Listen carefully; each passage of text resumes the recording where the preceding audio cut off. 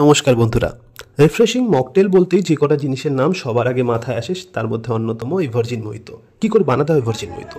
প্রথমেই নেব পুদিনা পাতা, স্প্রাইট, বিট নুন, পাতিলেবু, গুঁড়ো করে রাখা চিনি এবং পোলো। একটা ক্রাশারের মধ্যে পোলো নিয়ে সেটাকে ভালো করে ক্রাশ করতে হবে। এই ড্রিঙ্কসের মেন এলিমেন্ট কিন্তু এই ক্রাশ করে রাখা পোলোটাই। এরপর পাতিলেবু নিয়ে সেটাকে ছোট ছোট করে ভালো করে কেটে নেব এবং পুদিনা পাতাগুলো ভালো করে ধুয়ে নেব।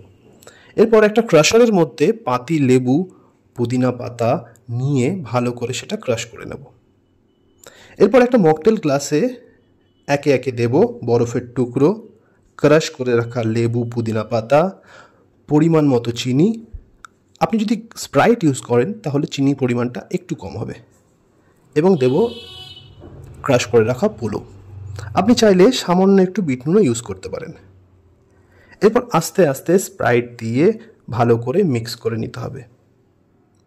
মিক্স করে নেওয়ার পর উপর থেকে আর একটু স্প্রাইট দিলেই তৈরি হয়ে যাবে এই গরমের রিফ্রেশিং ড্রিঙ্কস ভার্জিন মোহিতো।